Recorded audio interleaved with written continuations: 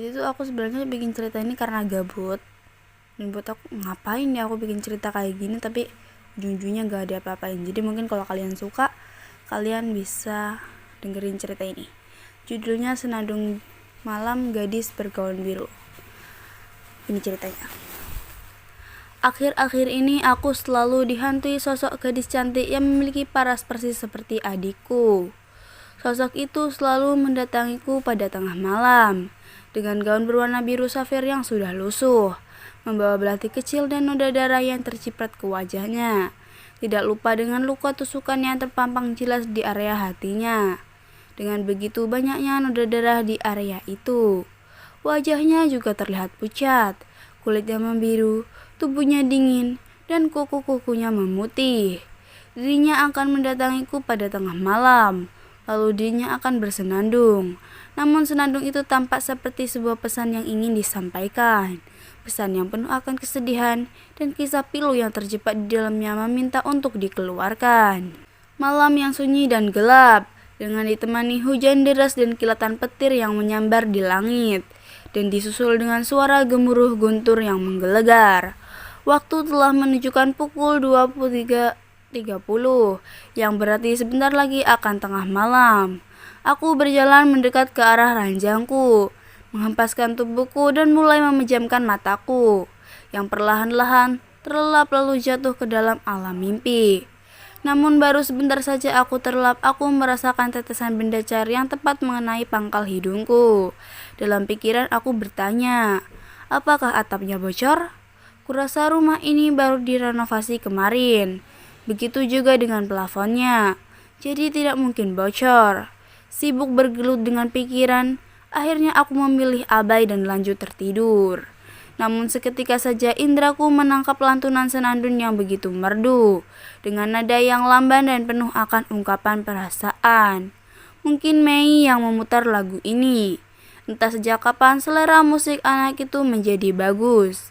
Senandung itu terus berlanjut, mengantarkanku ke dalam alam mimpi yang benar-benar indah. Namun mengapa mimpi itu perlahan-lahan mulai mengerikan? Aku terbangun dari mimpiku dengan keringat yang membasahi tubuhku. Bahkan aku bisa merasakan tetesan keringat itu dari pelipis dahiku. Nafasku juga terengah-engah tidak beraturan. Entah mengapa aku merasa tidak nyaman malam itu. Namun aku tidak mau ambil pusing. Itu kan hanya bunga tidur. Wajar saja bukan? Kulihat ke arah jendela kamarku. Ternyata sudah pagi, dan sang surya juga belum menampak. Mungkin dalam waktu beberapa belas menit lagi dirinya akan segera nampak dari ujung timur. Diriku lantas bangkit dari ranjang, lalu berjalan masuk ke dalam kamar mandi. Selesai dengan urusan di dalam kamar mandi dan kamar, aku langsung berjalan keluar kamar dan menuju ruang makan yang bersebelahan dengan dapur. Dapat aku lihat bahwa orang tuaku dan adikku sudah berada di sana, menunggu diriku untuk memulai acara sarapan pagi. Tanganku terulur untuk menarik salah satu kursi kosong di sana, mendudukkan tubuhku di kursi itu, dan aku mulai mengambil nasi juga lauk pauk lalu memindahkannya ke piringku. Acara sarapan pagi pun dimulai dengan diisi canda tawa yang renyah. Tak sengaja aku teringat dengan lagu yang aku dengar semalam. Lantas aku menanyakan hal itu pada Mei. Apakah semalam dirinya memutar lagu? Mei pun mengangguk dan menjawab iya, yang berarti semalam memang dirinya lah yang memutar lagu itu. Aku hanya mengangguk-angguk saja. Mei langsung bangkit dari tempat duduknya sembari meminum air dari gelas kaca di tangannya, meletakkannya kembali ke atas meja dan menyambar ranselnya yang berada di bangku sebelah kanannya itu. Dirinya langsung berpamitan kepada mamah dan papa. Tidak lupa juga dirinya berpamitan dengan diriku.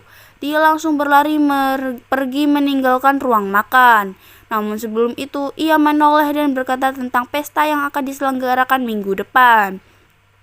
Aku hanya tersenyum manis ke arah dirinya. Sebelum sosok itu benar-benar berlalu, aku juga segera bangkit dari acara dudukku itu, mengambil jas kerjaku dan tas laptopku, berpamitan kepada mama dan papa, lalu aku segera pergi menuju perusahaanku.